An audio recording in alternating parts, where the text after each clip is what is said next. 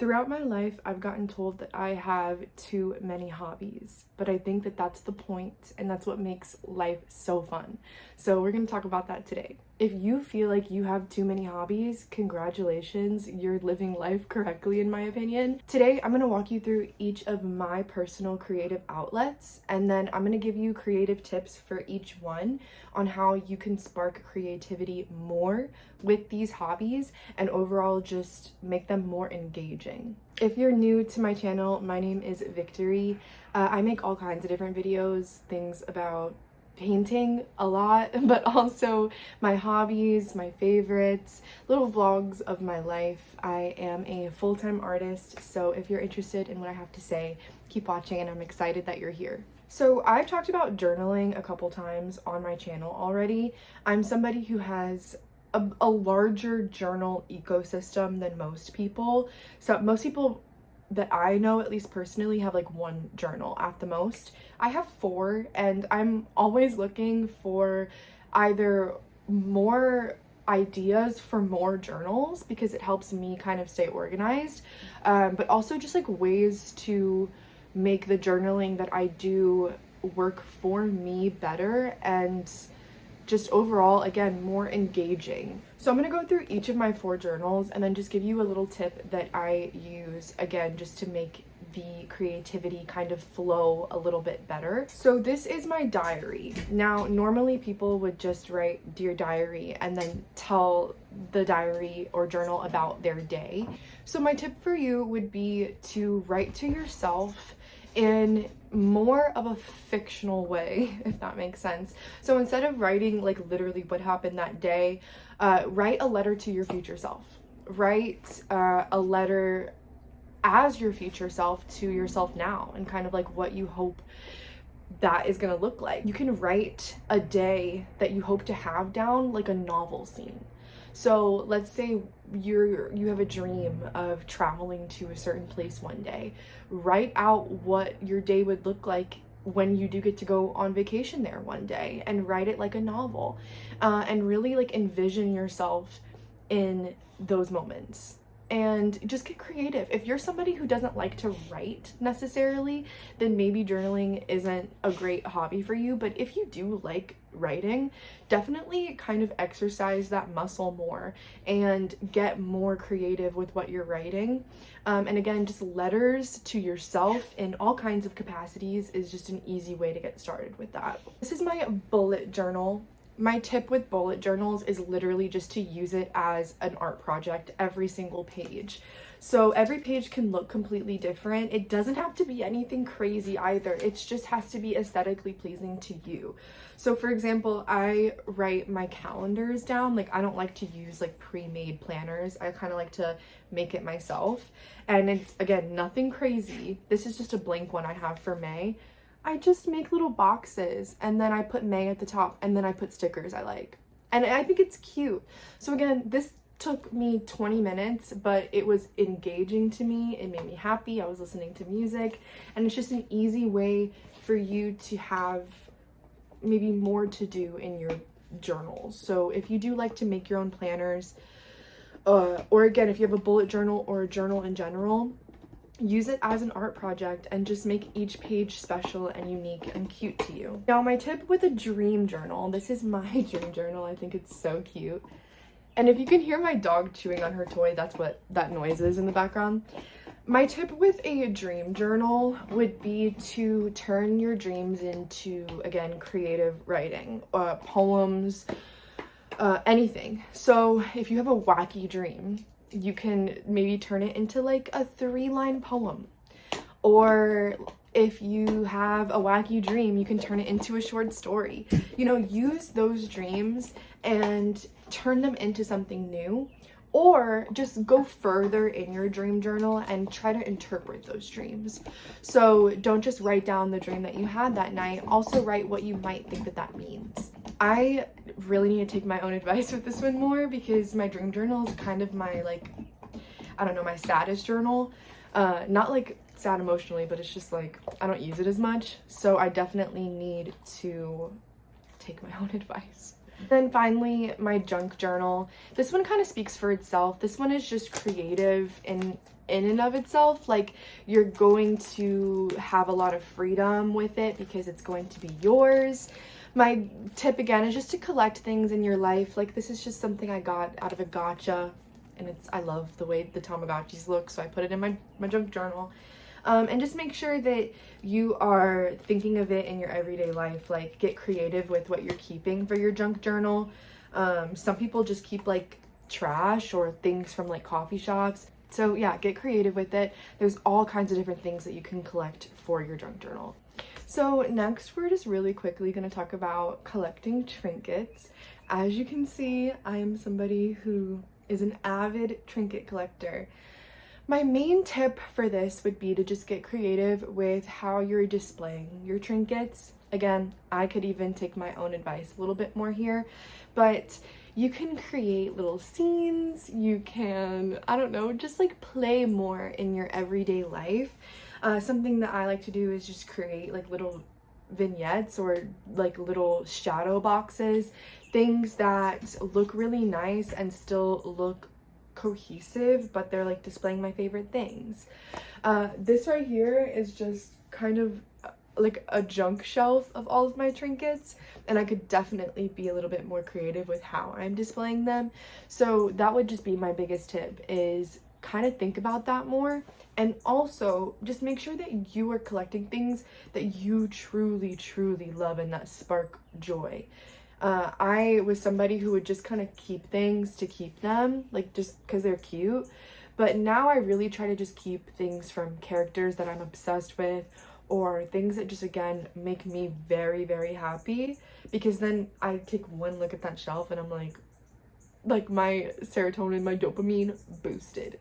So I would definitely recommend just kind of being more mindful of that kind of thing. Now, this next section is definitely, again, an area that I should probably be taking my own advice just a little bit more, and that's reading. A very easy thing to do is just read, right? So you get your favorite book, you sit down, you get cozy, and that's it. You just read through.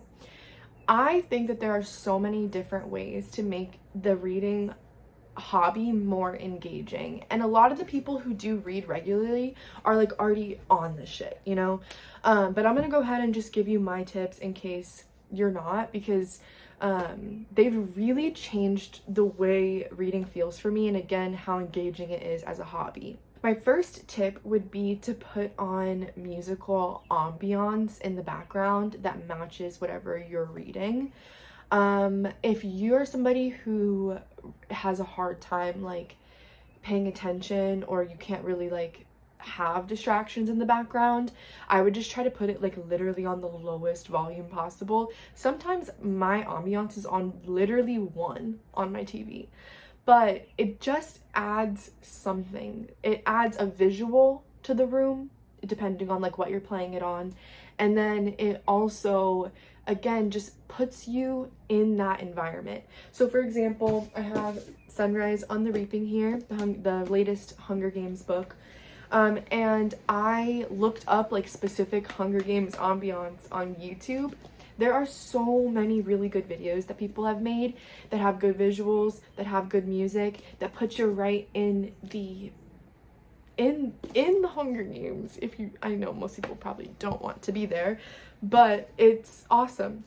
So I would just, again, put a little bit more thought into your environment while you're reading, and just make sure that you are inserting yourself in that environment as much as you possibly can. Something else that you can do to engage with your books and just reading more deeply in general is annotating. So I know that is probably like it probably just, if you're in school, you're like, ew. And then if you're out of school, that reminds you of school.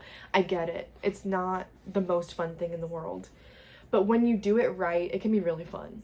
So the way that I annotate is I literally just will be reading. And if I own the copy of the book, I have my pen while I'm reading. And if something stands out to me, or I really like a quote, or I'm like, I think that this will come back later, something like that, I just underline it. Maybe I'll have like a little note in there.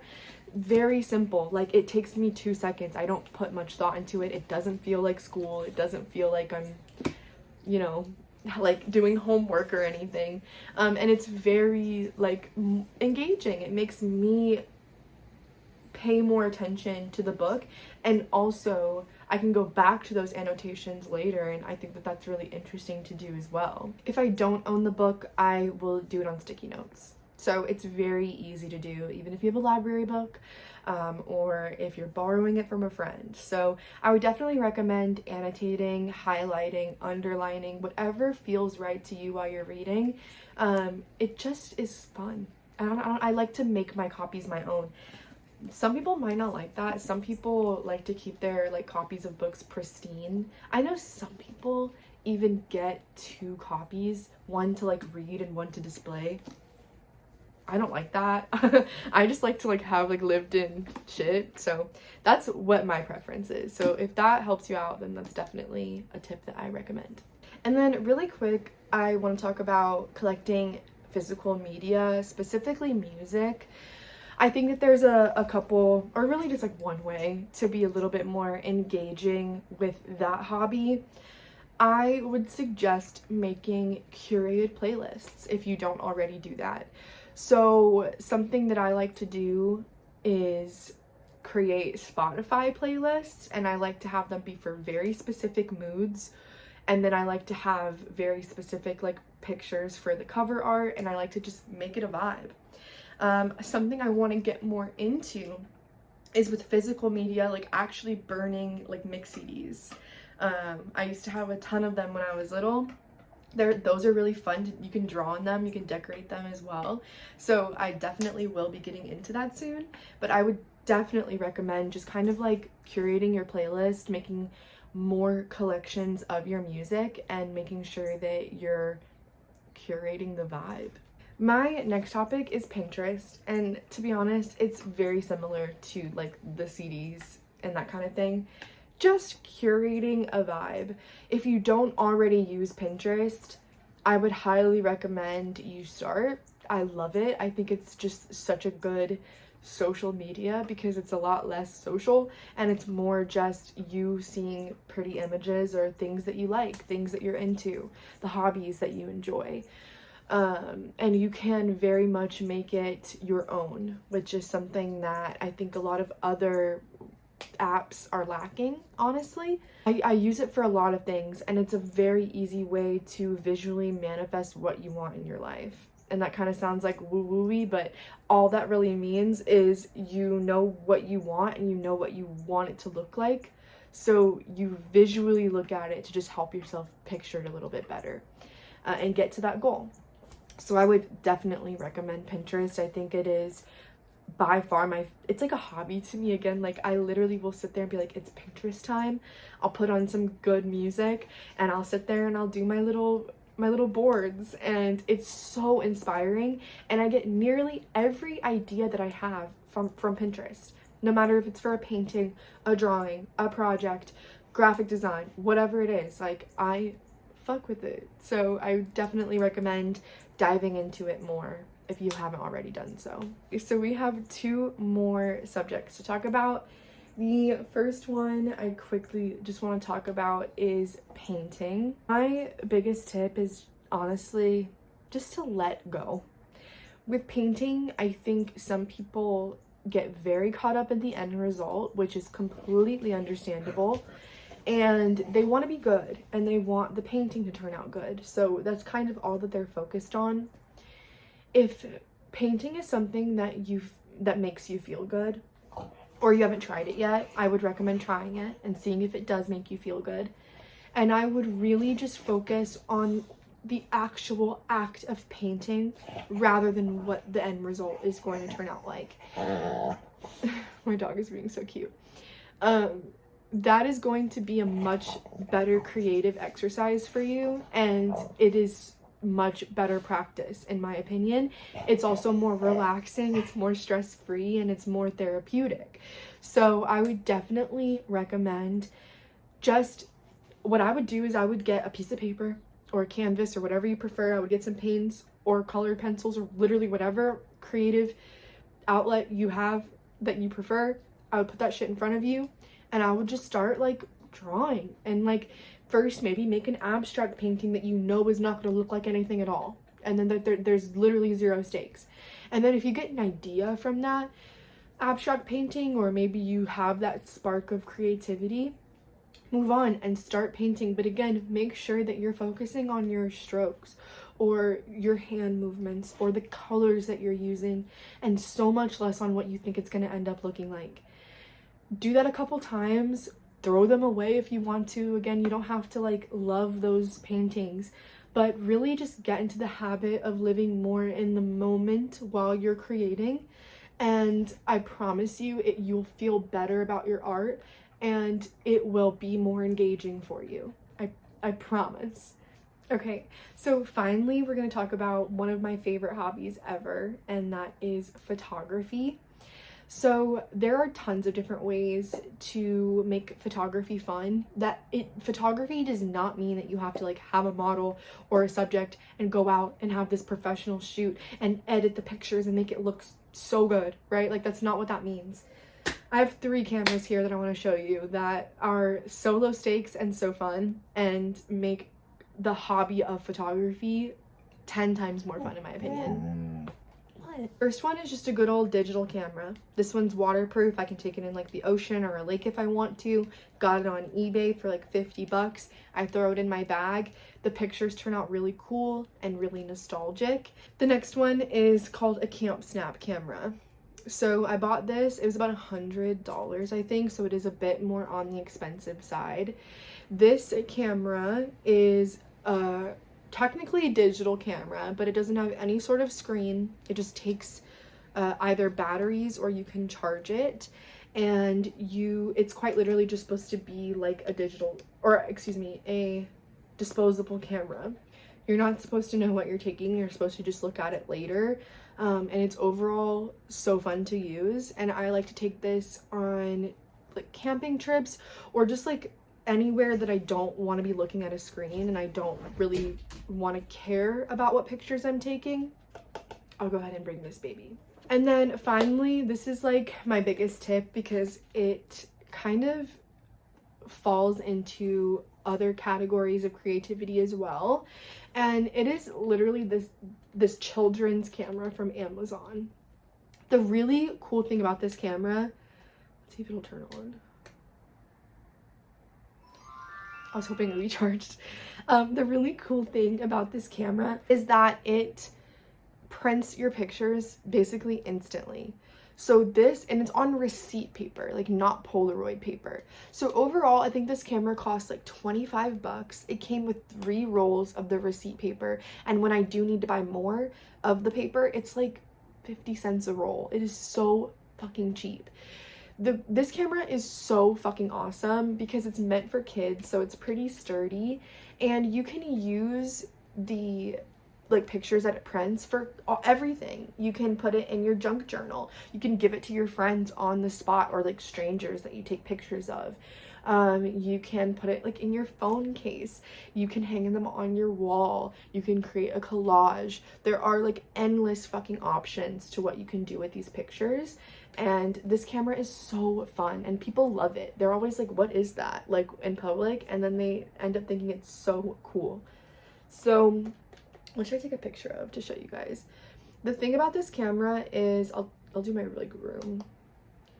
It does take a second to warm up, so the first picture is always quite light. Let's see. Oh yeah, it's very light. But then again, once the camera warms up after 2 or 3 pictures, they get very dark. So I'll definitely show you some examples of that in like the B-roll and shit. But I love this camera. This is just like what the first picture looks like. Again, it does get better, but I would so recommend something like this. And again, it's just an easy way for you to have more fun. Bye-bye, it said. So speaking of bye-bye, that is everything I have for you guys today. Thank you so much for watching. I really appreciate if you got this far. I think in closing, the way I feel about having tons of hobbies is that, one, there's never too many, and 2, every season of your life, every feeling you have needs a different tool, needs a different creative outlet, and to have one for any mood that you're in is a big deal. And it's really good, I think, for your soul. So I would just recommend diving into creativity in every single aspect of your life and really think about ways that you can be engaged with what you love a little bit more. I really do hope that these tips helped you in any way, even if just one of them made you think a little bit. And I would say, in closing, I want you to tell me, what is like the weirdest hobby that you think you have, or just one that's kind of out of the box or maybe people wouldn't expect you to have? I'm really curious. So again, thank you so much if you got this far. I appreciate every single person who watches my videos so much. You have no idea.